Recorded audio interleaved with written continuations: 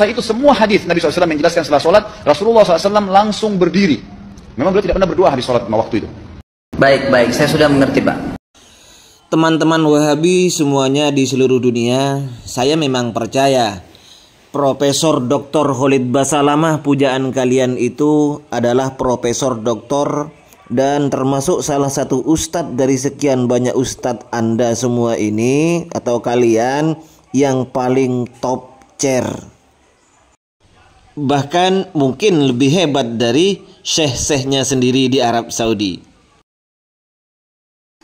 Assalamualaikum warahmatullahi wabarakatuh. Alhamdulillahi alal in'am wa syukru lahu alal ilham wassalatu wassalamu ala sayyidina Muhammadin ashrafil anam wa ala alihi wa sahbihi as-sadatil a'lam, amma ba'du. Kaum muslimin dan sahabat-sahabat Aswaja dimanapun berada, semoga Allah subhanahu wa ta'ala senantiasa memberikan rahmatnya, taufiknya, hidayahnya, maghfirahnya, memberikan kelancaran rezeki dan kesehatan pada kita semua. Amin, Allahumma amin. Pak Profesor Dr. Khalid Basalamah LCMA ini mungkin merupakan Ustadz Wahabi yang paling hebat, Profesor Doktor ya. Walaupun syekh-syekhnya sendiri di Arab Saudi mungkin tidak akan bisa menyaingi kealiman Pak Profesor Doktor ini. Apalagi yang lain, Muhammadiyah, NU, minggir dulu. Pengajian Pak Khalid Basalamah itu langsung pengajian ala Nabi Sallallahu Alaihi Wasallam. Tidak ada yang tahu seperti Pak Khalid Basalamah. Yang lain tidak ada tahu rukun wudu ada 2. Yang lain tidak tahu bahwa wudu menutup aurat, menghadap kiblat ini masuk ke dalam rukun sholat. Tidak ada yang tahu semuanya, walaupun syekh-syekhnya, kecuali Pak Dr. Khalid Basalamah, Pak Profesor ini. Semua tidak ada yang tahu ketika menginjak kotoran ini bisa membatalkan wudu. Kotoran binatang yang tidak bisa dimakan dagingnya, syekhnya tidak tahu, kecuali Pak Profesor Doktor sendiri. Apalagi orang Muhammadiyah dan NU.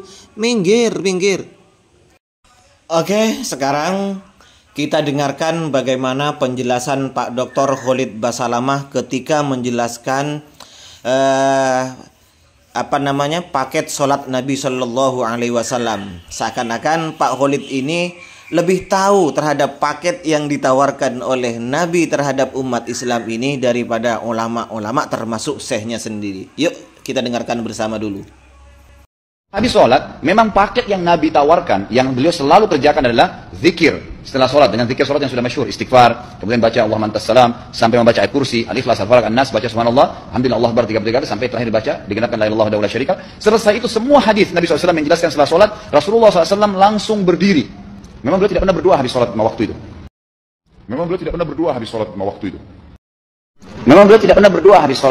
itu. Baik, saya sudah mengerti, Pak. Baik, saya sudah mengerti, Pak. Kata Pak Profesor Dr. Khalid Basalamah LCMA, paket yang ditawarkan pada umat Islam habis sholat itu yaitu istighfar, kemudian subhanallah, alhamdulillah, Allahu akbar, langsung berdiri, tidak ada doa-doanya. Jadi tidak pernah ada riwayat habis sholat Rasulullah Shallallahu Alaihi Wasallam langsung berdiri, tidak berdoa lagi.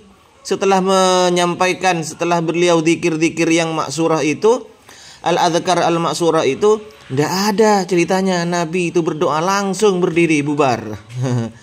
Itu Pak Khalid Basalamah tahu tentang Nabi Sallallahu Alaihi Wasallam, lebih tahu dari ulama-ulama mereka, karena ulama mereka mengatakan begini. Ini adalah fatwanya Al-Imam Ibnu Baz, ulama Arab Saudi kebanggaan, rujukan orang-orang Wahabi, ustadz-ustadz Wahabi plus 62. Hukmud du'ai, hukum berdoa, waraf'il aidi, dan hukum mengangkat tangan, ba'da sholawatil maktubati, setelah sholat 5 waktu. Jawaban beliau Al-Imam Ibnu Baz, al-jawab ad-du'a'u ba'da sholati la yukrahu.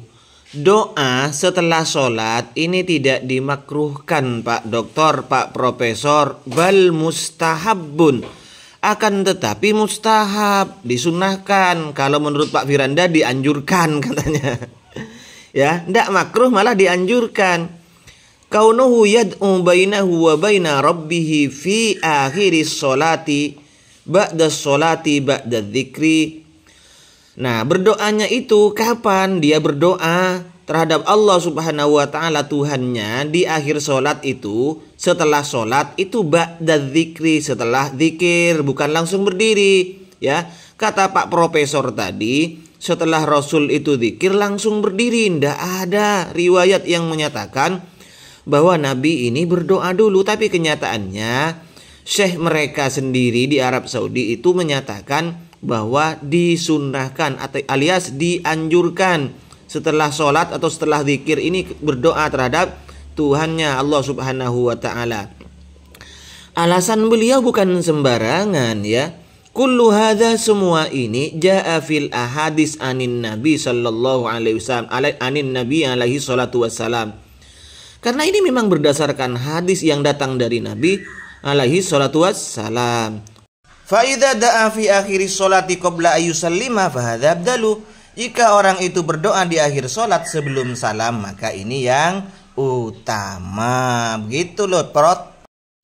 Wa in da'a ba'da salami wa ba'da dzikri fala ba'sa bainahu wa baina rabbih. Andaikan orang itu setelah salam, setelah zikir, kemudian berdoa terhadap Tuhannya, fala ba'sa bih, maka tidak apa-apa itu Pak Doktor. Nah, berarti Pak Doktor ini lebih hebat dari syekh mereka sendiri di Arab Saudi, yaitu Al-Imam Ibnu Baz. Sekarang kita lanjut ke fatwanya Syekh Muhammad Sholeh Al-Munajjid, Arab Saudi juga. Pertanyaan yang diajukan terhadap Syekh Muhammad Sholeh Al-Munajjid, hal yushra'u ad-du'a'u ba'da sholati? Apakah berdoa setelah sholat ini disyariatkan? Ini langsung poinnya saja ya. La haraja 'alal musalli idan sharafa min sholatihi. Tidak apa-apa, tidak berdosa orang yang sholat setelah selesai sholatnya, ayyadhkurallaha ta'ala, untuk zikir terhadap Allah Subhanahu wa ta'ala, wa yad'uhu ma syaa bima syaa, berdoa terhadap Allah sesuai yang ia kehendaki. Walakin, akan tetapi, ba'da ayyatiya, setelah orang tersebut melaksanakan bil adhkaril masyru'ati, zikir-zikir yang disyariatkan, ba'da taslimi, setelah taslim, minas sholati, dari sholat. Wa qad rawa at-Tirmidzi, Imam Tirmidzi meriwayatkan hadis an Abi Umamah ila akhirih, qila li Rasulullah sallallahu alaihi wasallam ayud doa asma, doa apa yang paling didengar ya Allah, ya Rasul? Qala jawful lail al-akhir wa duburus sholawatil maktubah. Jadi doa yang paling didengar oleh Allah Subhanahu wa taala yang mustajab itu adalah tengah malam akhir dan di akhir sholat. Hadis ini dihasankan oleh Albani. Lafat wa duburus sholawatil maktubah ini yahtamilu, bisa saja atau kemungkinan bisa dimaknai yang dimaksud itu adalah akhir sholat sebelum salam. Cuman bisa juga dimaknai bahwasanya yang dikehendaki adalah setelah salam, Pak Doktor. Beliau, Syekh Sholeh Al-Munajjid, mengutip pernyataan dari Ibnu Qayyim. Hahuna nuktatun latifah, ini ada nuktah yang halus sekali. Yaitu orang yang sholat ketika selesai dari sholatnya, setelah zikir, tahlil, tasbih, tahmid, zikir dengan zikir-zikir yang disyariatkan setelah sholat, maka disunnahkan untuk baca sholawat pada Nabi. Setelah itu kemudian berdoa. Saya ulang, berdoa. Ya, Pak Doktor sok tahu, lebih pintar dari ulama-ulamanya sendiri Pak Profesor ini.